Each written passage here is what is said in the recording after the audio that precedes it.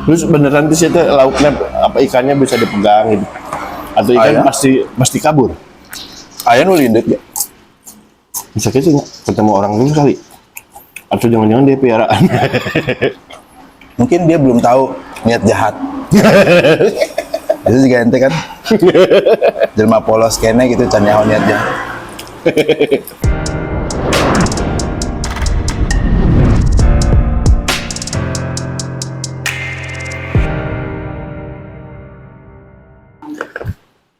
Oke, datang mulai wae dahar anjrit. Assalamualaikum warahmatullahi wabarakatuh. Balik lagi kita episode kedua Om Siang. Obrolan makan siang. Nah, ini mah beneran makan siang. Kamarnya cuma ngopi-ngopi wungkul. Anjir pencitraan. Cairna nih jadi disuguhkeun. Sanguna oge tuh beladit. Saya harus cuci tangan dulu sebentar ya. Kalau saya makan nasi padang pakai sendok, kira-kira diprotes nggak sama komunitas penyuka nasi padang Pakai tangan. Nggak usah kan emang. Biasanya orang-orang pakai tangan kan. Soalnya dia kerupuk anjir. Orang rekom itu kerupuk. Belum beli, belum beli. Kita masih mau ngomongin tentang kelautan ya. Terakhir diving kapan? Dari instructing saya tahun lalu kali ya. Udah lama. Tapi berlisensi sebenarnya Pak Adem. Udah. Lisensi apa tuh? Kayak SIM kah? Ada BNSC gitu? Atau Ada license-nya. Iya. Ini juga kan kayak kartu. Kalau bentuk belum kelekan nama kayak kartu. enggak, Kalau zaman dulu mah panjang gitu kayak bukan ada tahapan maksudnya. ada Kayak ini SIM C buat A1, motor gitu. A2, A3 gitu-gitu. Oh, menandakan level berarti. Wah. Ada coy. Ya level gitu. A1 buat siapa?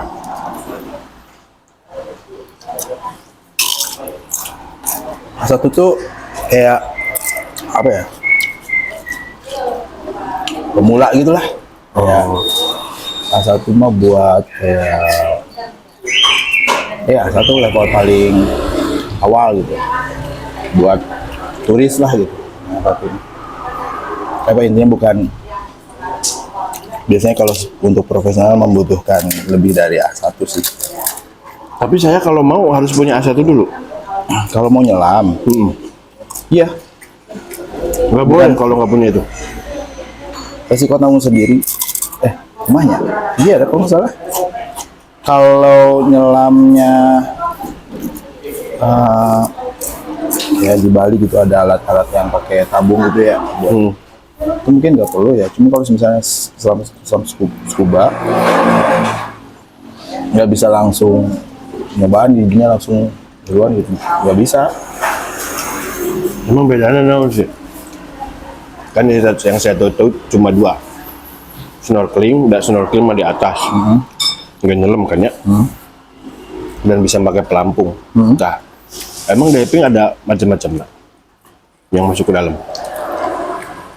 Kalau snorkeling kan tidak pakai alat bantu. Kalau snorkeling kan di permukaan aja, nggak perlu kayak pengetahuan mengenai bagaimana menghadapi perbedaan tekanan segala macamnya, resiko-resiko penyelaman segala macamnya. Kalau A1 kan minimal nanti dibekelin sama pengetahuan itu. Terus yang jelas mah diajarin tentang skill penggunaan alat scuba dan segala macamnya. Kalau A2 misalnya diajarin bagaimana selam malam. Kayak kalau misalnya A1 nggak boleh lewat dari 20 meter misalnya kedalamannya. Oh, Ya, gitu yang buat fun dive. tapi nggak maksudnya jenis-jenis divingnya selain itu emang ada lagi istilahnya? Maksudnya?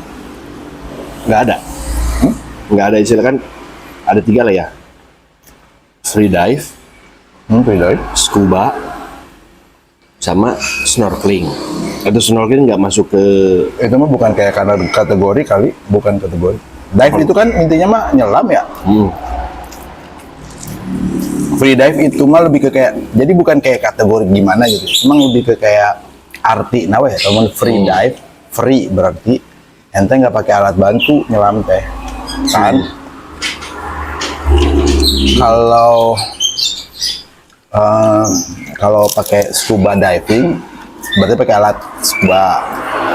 scuba itu nama alat. Alat scuba tuh ayah singkatan apa orang pokok gitu lah. Terus kalau kayak snorkeling itu ngarannya kayak snorkeling, dia pakai snorkel aja. Oh, itu Snorkel. Oh. Jadi Snorkel itu dari teh, alatnya, Pokok Giant nama pakai alatnya. snorkeling, snorkel. Posisinya pasti di atas karena snorkel kan terbatas ya. Kalau nyelup lebih dalam masuk air. Oh, itu tuh namanya snorkel. Iya, snorkel. Makanya namanya snorkeling. Ya. Jadi kalau pakai snorkel minimal kepala bisa lihat Ya, untuk terumbu karang. lihat bukan kalau misalnya kedalamannya masih kayak di bawah 3 meter bisa kelihatan lah. Terus beneran di situ lauknya apa ikannya bisa dipegang gitu. Atau ikan Ayah. pasti kabur. Ayah nu lindet ya. Bisa gitu nggak? Ketemu orang dulu kali. Atau jangan-jangan dia piaraan. Mungkin dia belum tahu niat jahat. Itu juga ente kan. Jelma polos kene gitu can nyaho niat jahat. Kamu kesini gitu. Sama kayak budaya kita nih kan. Lagi ngomongin. Kan katanya orang zaman dulu mah ramah-ramah. Karawang ge ramah-ramah. Sama kayak kalau saya ke Jawa gitu kan. Kayak sebal lagi gitu ramah, nanya, segala macam gitu. Karawang juga katanya zaman dulu mah kayak gitu. Cuma kan semakin banyak orang, akhirnya semakin banyak yang berbuat. Ternyata orang-orang itu melakukan kejahatan apa segala macam. Makin banyak tingkat kejahatan, orang kan makin curiga-curiga kan. Jadi nggak ramah-ramah kan, jadi lebih curiga saya. Karena curiga ya. Nah itu, maksudnya ikan juga gitu. Ketika mereka masih polos, masih Ini siapa? belum tahu Oh, niat ini jahat. manusia. Nama anaknya ditewak gitu ya. Di akuarium kan. Ya, kayak gitulah. Mudah-mudahan separuh orang kedengeran dia terserak. Nama harinya ayah acara. Sebangin apa? Sebangin sih nama. Oh kemarin mah acara otak. Otak. Otak apa? Orang tua asuh Karang. Nah. Jadi gimana itu teh? Jadi itu yang digagas sama Pertamina Hulu Energi sih, yang gagas terus sama IPB. Jadi dia nyelamin modul yang nanti ke depannya kalau ada masyarakat yang berminat untuk kontribusi ke dalam konservasi terumbu karang atau rehabilitasi terumbu karang, satu modul itu bisa jadi semacam mereka bisa pay for the modul. Jadi sebagai bahwa dia itu sebagai orang tua asuhnya karang gitu. Ya, modulnya tadi cemplungin untuk ditempelin karang transplant untuk nanti mereka tumbuh jadi terumbu karang. Jadi modulnya itu media karangnya, media pertumbuhan karangnya. Jadi gitu. Nanti misalnya Iqbal nih concern Berapa? yang nggak tahu sih, belum dihargain, itu baru kayak idea dan baru digagas sama teman-teman PHM. Mereka kemarin bikin dengan bantuan dari Pertamina. IPB. Oke. PHE duitna, IPB otakna. Ya. Dan dibantu dan kontribusi yang lebih besar lagi adalah masyarakat situ, salah satu kelompok masyarakat di Karawang yang concern konservasi. Apa tuh namanya? Namanya Pandu Alam Sendulang. Pandu Alam Sendulang. Ketemulah mereka bertiga itu. Bertiga itu. PH Pertamina Hulu. Pertamina Hulu pernah itu. Pertamina Hulu. Jadi iklan apa kemarin ya? Tanya. Pertamina Hulu punya CSR-nya mereka berarti Iya, CSR mereka. CSR-nya mereka. CSR lingkungan lah. Menggandeng IPB sebagai akademisinya, pelaksana di lapangannya nanti dengan teman-teman konservatif. Ya. Jadi deh, Sendulang. Pandu Alam Pandu Sendulang. Alam Sendulang. Pandu. Dia menjaga yang pandu alam-alam. Sendulang itu nama gugusan karang di Karawang, namanya gugusan karang Sendulang. Kalau misalnya mau ikut ke IG-nya Pandu Alam Sendulang, berarti ada nggak IG-nya? Ada. Atau sosial media yang lain? Ada. Tinggal kontak aja kali ya. Ya. Itulah orang-orang Wakaf ya. yang kalau mau nanya air lagi jernih atau enggak tuh ke mereka. Diving di area Sendulang itu ya. Ini wakaf menurutnya itu namanya. Sebelum lanjut cuci tangan dulu ya. Ada yang baru lagi Pak. Apa? Yang saya baru ketahui. Mungkin sayanya aja yang benar-benar tidak up to date atau tidak mengetahui tentang laut ya. Jadi benar-benar nggak tahu banget.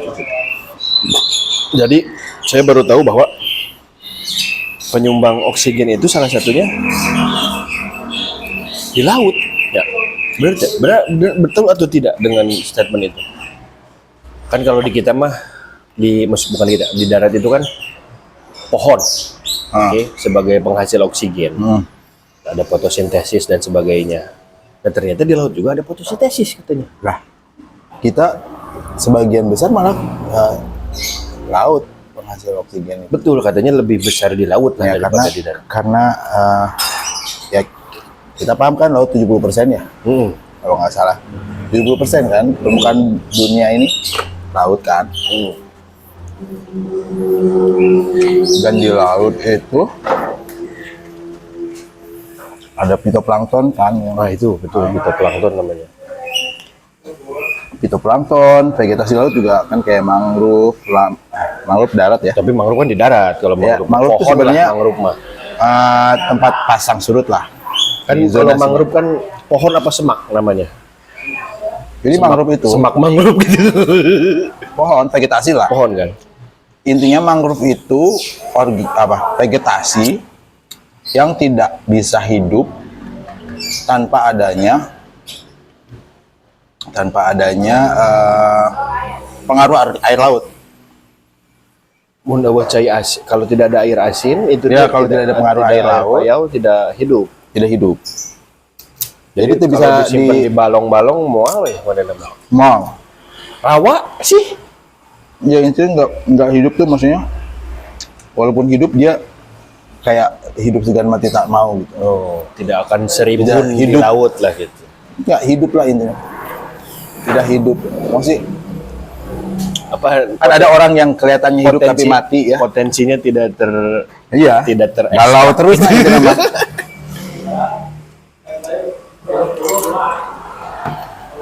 Jadi harus ada pengaruh air lautnya. Kalau itu namanya mangrove, makanya spesial. Mangrove tuh ada dia tuh kayak babnya tersendiri lah gitu menurut. Oh iya. Kalau di pohon darat itu lah gitu. Spesial lah dia. Spesial. Vegetasi pesisir. Balik lagi ke fitoplankton tadi. Yang saya tahu kan plankton itu kecil, Berat ya, berat. ya kan? Tidak terlihat kasat mata, betul. Ya enggak juga. Sebentar, plankton itu kan dulu tahunnya gini, timbunan plankton menjadi minyak, oke? Yang ribuan tahun dan itu jutaan tahun itu kan dari plankton juga Kan tuh itu mah minyak itu. itu mah tumbuhan. Bisa lamun di darat mah bisa jukut, bisa naon gitu. Intinya mah tumbuhan. Kalau di laut itu ada tumbuhan, alga yang posisinya bisa floating di laut. Oke. Kan kadang-kadang kalau kita lihat ada tumbuhan darat pun ayahnya bisa hidup cuma dicemplungkan ke cainya Selada air. kayak berakar Hidroponik lah. ya, posisinya apalagi kalau di laut kan mungkin nutriennya cukup lagi. Ada tumbuhan yang emang bisa floating di laut dan mereka itu termasuk bagian dari produsen utama di laut, ya kan? Nah, kadang-kadang ya, misalnya ente mendengar tentang ada alga blooming alga atau apa segala macam kan, itu berarti saking lobana mainnya menutupin seluruh permukaan laut. Oke. Yang itu menjadi toksik karena menghalangi sinar matahari ke bawah gitu kan segala macam. Oke. Ya, maksudnya orang cuma mau memperlihatkan case bahwa sebesar itu bisa si alga itu kan, ya kan? Secara normal si alga ini kan sama kayak tumbuhan, dia berfotosintesis, menyerap CO2 dan mengeluarkan oksigen. Nah itu maksudnya. Jadi bukan plankton. Nggak cuma plankton doang, alga lah, vegetasi laut lah. Semuanya berarti. Salah satunya mungkin kalau yang bentuk reniknya dinamakan plankton. Nah kalau plankton itu kan posisinya itu yang floating ya. Dan plankton itu bukan merefer ke tumbuhan aja kan, ada zooplankton, ada fitoplankton. Itu pokoknya intinya organisme yang terombang-ambing. Jadi si plankton teh saha? Si plankton ini tuh sebenarnya kalau yang gua tahu ya, ntar kita inilah, siapa tahu benar, siapa tahu. Plankton itu posisinya dia itu terombang-ambing oleh laut, gelombang apa segala macam.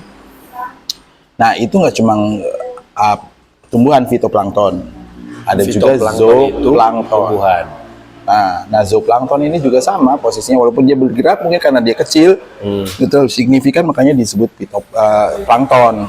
Siga anu aya di SpongeBob. Iya betul. Kalau kecil banget. Nah, berarti si plankton di SpongeBob itu fitoplankton karena zoo. Kacang. Oh zoo. Karena dia hewan kan. Oh iya. Jadi dia maksudnya dia berarti entitas tersendiri. Nah yang menghasilkan oksigen yang Pito. Tapi bukan hanya pito saja. Nggak cuma pito aja, Yang seluruh vegetasi, seluruh vegetasi itu semuanya menghasilkan oksigen.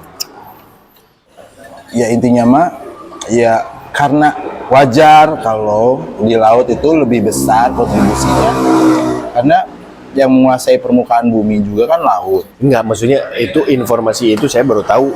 Oh iya, setelah 30 tahun hidup gitu. Iya. Bahwa tipikal manusia. Si laut itu memberikan kontribusi terhadap produksi oksigen gitu loh. Ya cuma itu bro. Laut juga,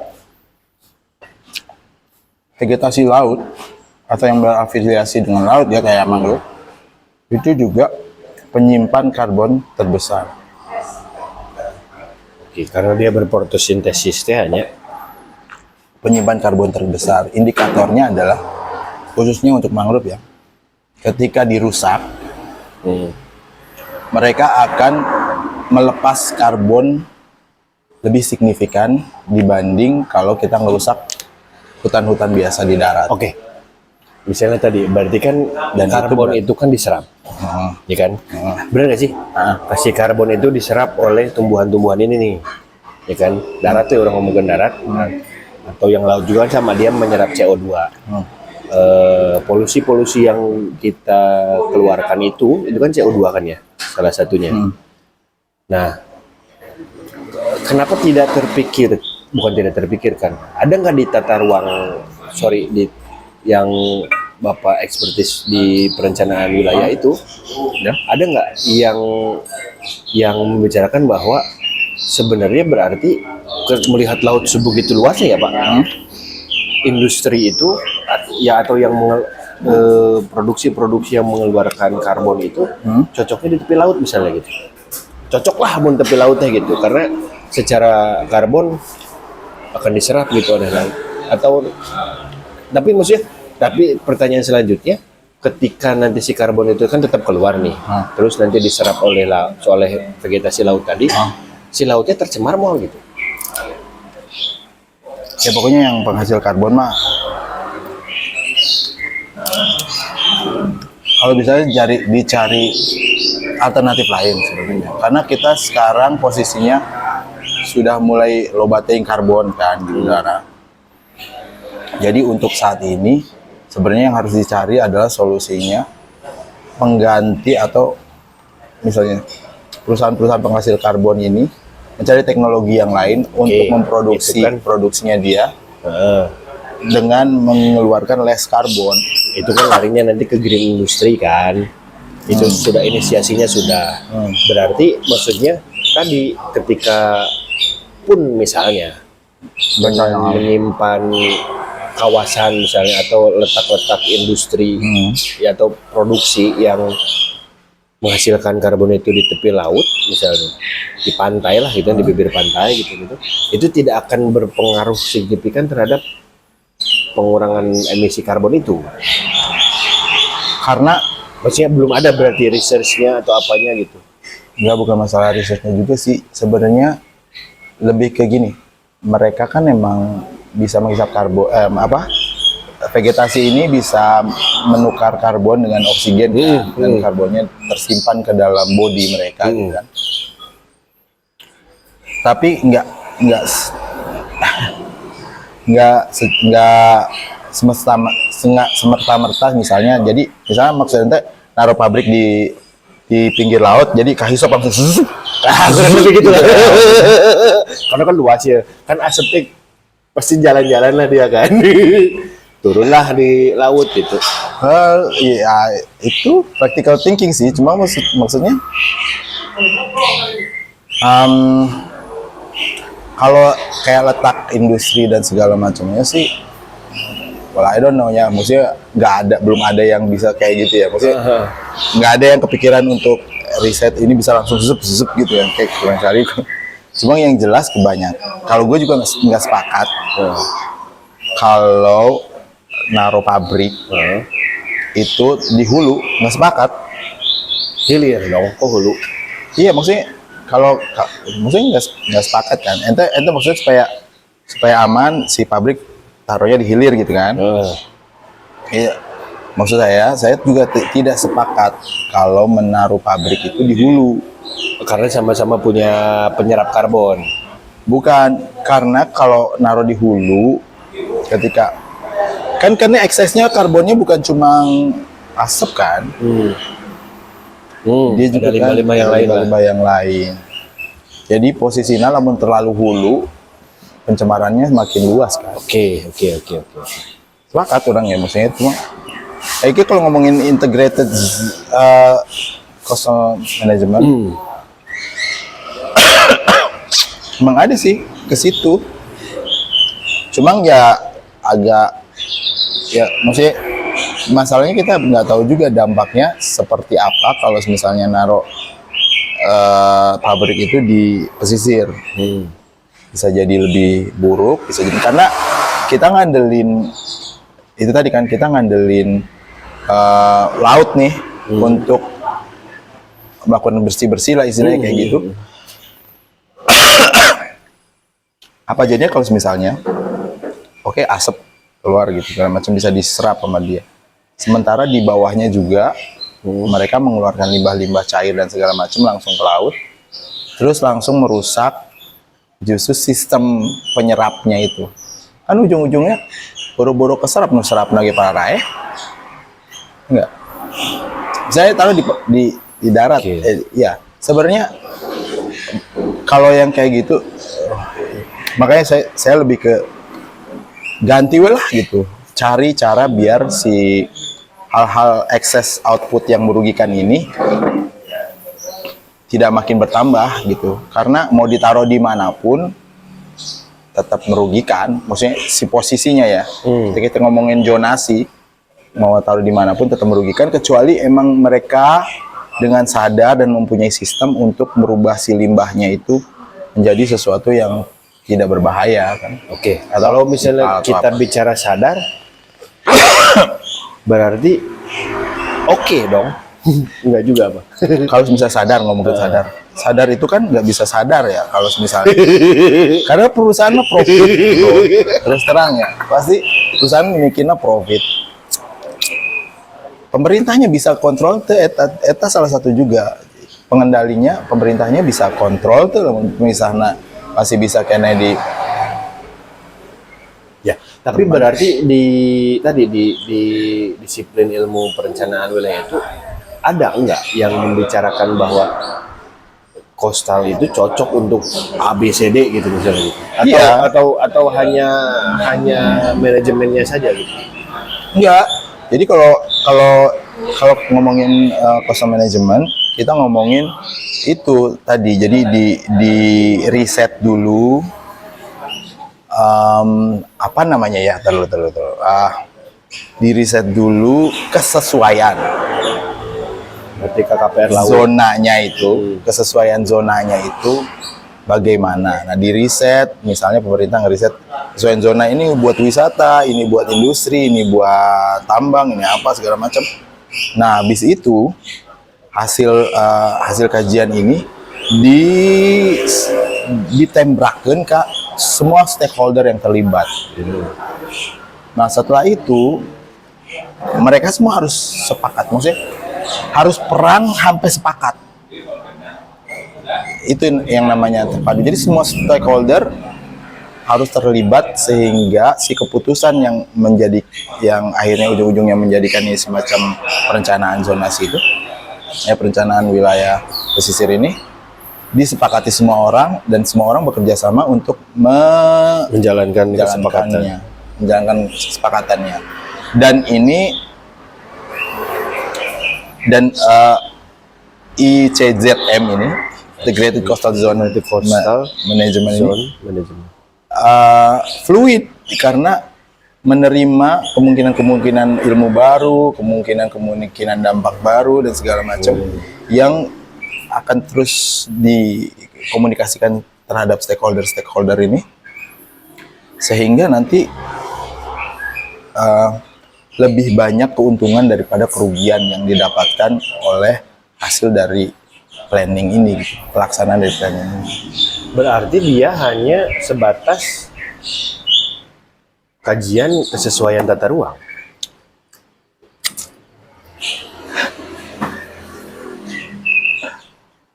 Ya kalau di tata ruang tuh Enggak si ICZM ini maksudnya. ya pesisir, tapi ya Ya maksudnya dia kan khusus on ke pesisir kan itu kan dengan non istilahnya dengan karakteristiknya kan. ini tujuannya sebenarnya ke sustainable. Oke. Tujuan utamanya adalah sustainability. Jadi bukan cuma sekedar eksploitasi, tapi dia Cara lu mengelola wilayah pesisir itu begini loh gitu kali ya. sustainable karena banyak lah di situ. Harus ada mitigasi dan segala macam. Harus ada efektivitas. Misalnya kita ngomongin ngebangun dam. Oke.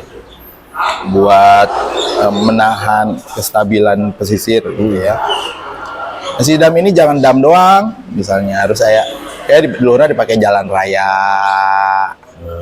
atau apa gitu. Jadi harus banyak profitable, maksudnya si duit gede itu cuma untuk satu fungsi, dua fungsi gitu. Tembok weh unggul meureun. Tong tembok we wungkul teu paru. Si non si Giant Wall teh ya, si Giant Wall ya. Anu ayeuna keur itu. mahal bro sebenarnya sekali itu teh. Berarti kan bisa jadi tenaga listrik juga kan? Tenaga apa? Listrik Bisa. ya kan makanya dari banyak-banyak, ombak macam-macam. kayak gitu kan. Sebenarnya mah prakteknya udah banyak gitu. Cuma ya canka ya weh. Siapa negara mana yang sangat yang Sangat terlihat advance ya, benar-benar bukan mengeksploitasi sih, memanfaatkan laut secara optimal gitu. Anu ayeuna katingali. Saya kurang nya, cuma maksudnya kalau kita ngomongin bagaimana survive di wilayah pesisir ya Belanda merenya. Oke. Oh ya Belanda, terus saya bagaimana mengeksploitasi sumber daya ikannya Jepang merenya. Berarti belum Kita Swedia, pokoknya daerah-daerah ceritanya lagi dia. ceritanya sih saya belum nemu yang maksudnya secara integrated gitu semuanya gitu. Apa mungkin saya masih up to date ya, ntar kita lihat ya. Kadang-kadang bodas, kadang-kadang hidung. Ya. Intinya mah sebenarnya ketika ente nanya tadi mengenai nanti tadi ente nanya deh industri rencana plankton, kan ngomongin plankton dulu aja. Oksigen, penghasil oksigen, menyerap karbon dari industri. Iya. Maksudnya yang Mangrove, masalah mangrove. iya kan itu sama karbon juga. Karbon, oksigen, mangrove. Mengenai itu teh ujung-ujungnya yang tadi ente tertarik sebenarnya nama mengenai blue. Nah itu ekonomi biru itu. Ekonomi biru. Yang baru-baru ini sih saya mendengarnya. Kalau green economy kan udah jelas lah pengurangan karbon dan sebagainya. Kalau ekonomi biru kan orang gitu nangkepna, saya menangkapnya memang laut itu bisa kita kapitalisme di laut lah. Bisa sih kalau nggak salah udah ada semacam agreement internasional kalau misalnya perusahaan-perusahaan tadi kan harus membayar dengan cara misalnya. Jadi si negara-negara penyerap karbon itu Ya. diinsentif oleh perusahaan-perusahaan atau negara-negara penyuplai karbon Oke. untuk mereserve zona-zona penyerap karbonnya dia. Oke. Berarti ekonomi biru juga sama bicaranya gitu. Kalau nggak salah sih salah satunya itu ya. Maksudnya bukan mengkapitalisasi laut. Kalau kita ngomongin green economy kayak ke situ juga kan sebenarnya. Green, iya betul. Kalau green industri kan dia pengurangan karbon atau dia ada Sama aja sih. pembayaran bayar karbon lah gitu kan. Dari yang dia keluarkan dia harus bayar. Carbon kan. trading tanya. Carbon trading. Kan di hutan itu kan kalau nggak salah ada juga yang memang dia memanfaatkan hutan dijaga untuk supply tadi yang kata Pak Ade sebutkan. Dia tuh dibayar per apa gitu sewanya. Blue economy tentang eksploitasi laut apa namanya orang ge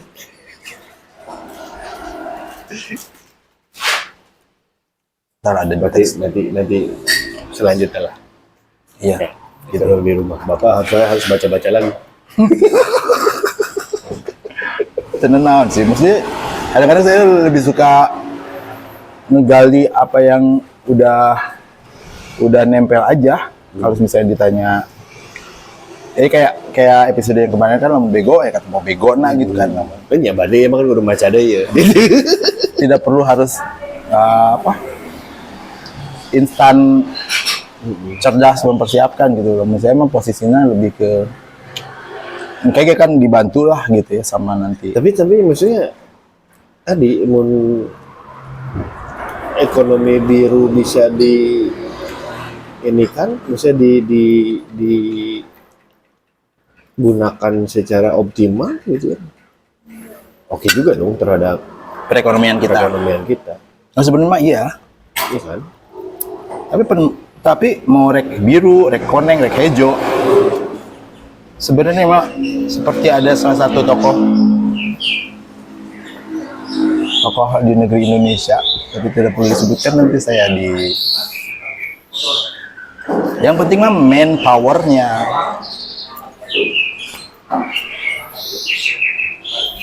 Yang penting mah manusianya yang mengelolanya sebenarnya. Makanya mau beragam apapun pengertian gitu ya, yang sudah disepakati dunia yang menguntungkan kita gitu Indonesia. Kalau kita SDM-nya Karena belum kita siap. belum laut sentris gitu. Kalau masalah itu kayaknya iya juga sih, belum laut sentris. Jadi masih darat sentris lah gitu. Belum laut sentris. Orang yang udah negara canggih aja masih Darat melihat sentris laut gitu. masih Hal yang perlu dieksplor. gelapnya, rada gelap gitu ya. Apalagi kita kadang-kadang masih FOMO sih. Masih terbatas pada ikannya lah gitu kan. Masih terbatas pada ikannya, masih molah. Ya macam-macam sebenarnya. Kemarin dengar gak ada, yaitu laut makan tidak bisa, laut mah benar-benar tidak terhalangi apa-apa kan. Ada yang berwacana untuk membuat panel surya di laut, floating Di atas laut. Lebih, tapi nggak tahu dulu dipelajari apa enggak gitu. Cuma lebih efektif mana ngegebar panel surya di atas laut atau mengandalkan gelombang laut untuk dijadikan listrik, non disebutnya kinetik atau non gitu. Dua-duanya terbarukan. Iya betul kan, dua-duanya ETB. Cuma maksudnya daripada orang ngegebar si panel kan gitu kan ya, apa tidak lebih efektif mana gitu? Nah, itu Atau mungkin mereka sudah riset kali ya lebih efektif. istilahnya mah keluar duitnya gedean nu mana gitu kan. Efektif sih kalau duit pasti keluar besar. Iya maksudnya mah keluar dana dengan input listriknya gedean mana. I cannot answer that. Tanya ho gitu orang. Tapi lu ngomongin emang tentang pengelolaan coastal terpadu ya nyampe ke situ sih sebenarnya. Misalnya daerah sini ada terumbu karang apa segala macam bla bla bla, kan nggak mungkin ada bangunan di atasnya karena terumbu karang itu penting. Matahari Karena butuh jangan tertutup. matahari. Dampaknya ke situ ya, betul. Dampaknya gitu. Karena kalau terumbu karang cuma ada di daerah yang sinar mataharinya cukup, makanya dia terbatas. Terumbu karang ya. Kan dulu pernah tuh Pak, penggalakan terumbu karang. Bukan penggalakan maksudnya. Dicarekan gitu. Banyak ada isu bahwa terumbu karang kita rusak kan gitu ya. Terumbu karang kita rusak, kita harus menanam kembali. Oke. Dulunya tuh dulu banget lah. Mungkin orang SD atau SMP lah. 2006 mungkin ya. 2006 sampai 2000. Pernah ada yang selentingan gitu. Betul. Terus malah masuk berita dibuat kotak kan gitu kan ya, simpen dicemplungkan itu transplant kan. Ya kan? Seperti itu kan. Orang mau nyemplungkan apa pernah? Iya kan, begitu kan, menyemplungkan itu nanti bertahun-tahun dia menjadi terumbu karang lagi kan. Rusaknya teh karena dicopot atau karena lingkungannya, kalau matahari mah pasti dapat lah. Cuma terus si terumbu karang itu rusak karena diambil kah? Diambil, terus ada praktek illegal fishing kayak misalnya nyari ikan hias atau nyari ikan Tiap bukat gitu. bisa bukat, bom, racun. Oh, keracun juga si terumbu karang teh. Racun tuh ngambilin ikan hiasnya buat akuarium kan mahal tuh ikan hias. Disemprotin racun, mati kan. Bom, Si lauknya kan paeh, terus kumaha tuh? mabok. Ya mereka amount of racunnya berapa lah. Cuma intinya targetnya ikannya. Tapi kan disemprotnya terumbu karangnya. Terus ya pemanasan global. Kena juga dia. Iya. Nah juga. Dan itu hal-hal yang menjadi ilegal berarti. Apa? Meracun, Udah ilegal. membom, yang dulunya tidak, sekarang udah ilegal berarti kan. Dulunya mungkin belum belum kepikiran. Ya belum kan, dulunya belum kan. Mungkin kayak regulasi mengenai jarak jaring. Ya, benar sih. Diatur nggak sih sampai segitunya? Kalau itu untuk kelestarian ikan justru kalau itu. Soalnya kan Ya, maksudnya itu juga diregulasikan kan, betul? Jadi ikan anakannya langsung dicopot gitu. Bener. Kayaknya lebih gede. Di barada gue unggul dicopot. Itu juga. Cuma ayat teri numahan. Ya emang teman-teman segede gitu, Pan. Emang agak gedean deh kan itu, Bre. We don't know. Tapi kadang-kadang hukum kan kumaha ngeunah manusia we nya bener teh. Lain kumaha kan ikan tidak dikasih kontribusi untuk memberikan pendapat.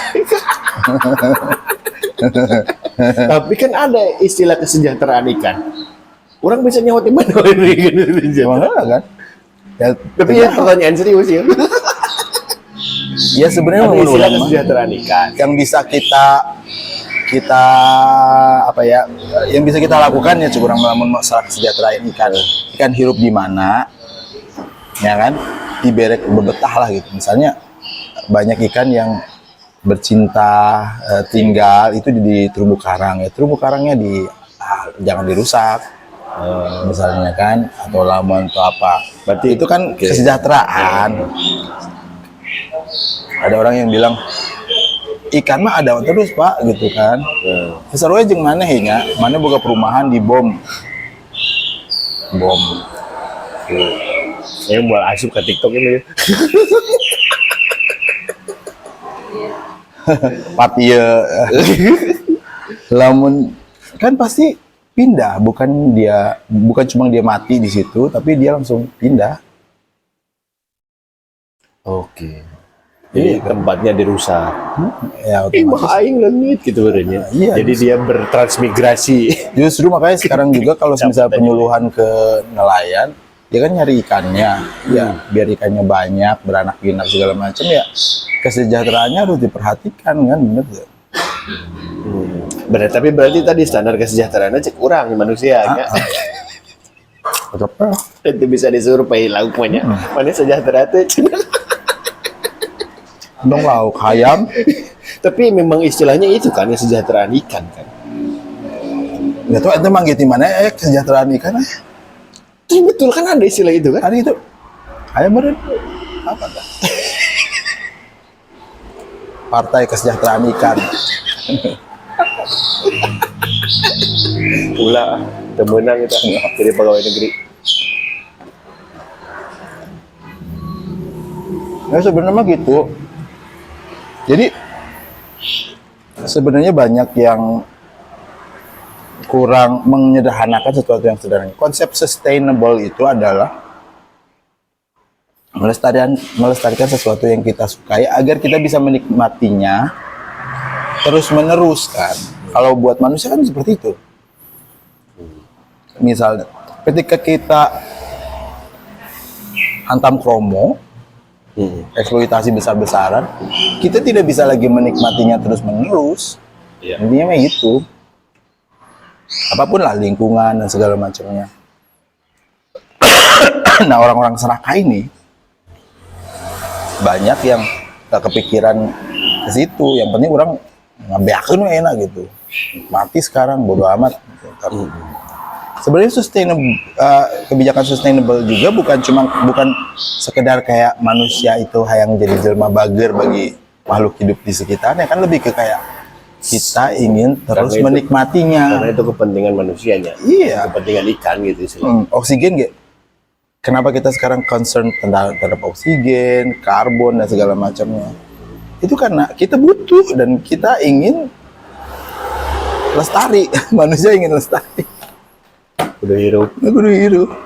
Makanya jangan sepelein masalah-masalah lingkungan itu, karena itu sebenarnya bukan karena misalnya saya sok-sok pro lingkungan. Berarti saya teh Pecinta lingkungan. pager gitunya, penyayang hewan, penyayang tumbuhan, apa segala macam. Bukan. Intinya mah saya pro untuk bisa menikmati itu semua terus menerus gitu. Ya kan benar. sama penikmat oge yang nama gitu. Cuma Tapi itu serakah sih gak maneh. cuma itu akan hilang ketika Ketika kita serakah, diperhatikan. tidak diperhatikan bagaimana mereka bertahannya gitu. Kayak misalnya, saya nggak tahu ini disclaimer bener atau enggak ya. Yang jelas kan ngomongin rajungan deh. Oke. Rajungan di kita itu di demand sama besar-besaran sama Amerika khususnya karena di sana beak. Oke. Akhirnya kalau di sana tetap masih ada rujungan, cuma di sana itu ada sistem cuma On off lah ya. on off, ada Ini waktunya hari-hari, panen, ini waktunya tanam. hari-harinya segala macam. Tapi tetap sedikit dan pokoknya lebih berubah. Tapi karena mereka greed, greed malah tambahnya ya mana mereka serakah. Itu intinya mah. Kan berarti sekarang mereka menikmatinya dengan lebih mahal, ya kan biasa. Karena impor. Ya gitu lah. Yang tarifnya pun naik lah gitu. Jika nu serakah-serakah ngomong mau makan duren misalnya, paling ya ketika umur 30 tahun mainnya asam urat dalam itu bisa ngedar deh. Nah itu kan tidak sustain ya. Sustain itu tujuannya ke situ sih sebenarnya. Saya ingin menikmati durian sampai saya umur 80 tahun. Nah itu kan berarti kita harus jaga. Pas usum tilu hulu lah. Seminggu sekali. Kayak kemarin, emang manusia ya. Ini mah off the topic. Ketika ngorak, nafsu gede gitu kan, makan durian selalu balobana, padahal durian 100 ribuan tilu lah gitu. Ketika udah mapan umur 40 ke atas, boga duit, Bisa musangking. bisa beli musangking, naon segala macam, itu bisa kadang-kadang. Ya, bener, sabar coy. Ya gitulah maksudnya sustain itu sebenarnya. Kalau saya ngelihat konsep sustain itu bukan jelma eta sustain idealis atau lain. Lebih kepengen menikmati. Konsepnya gitu berarti. Nah, Ya. konsepnya gitu. Oke. Itu lah. 50 menit. Oke, siap.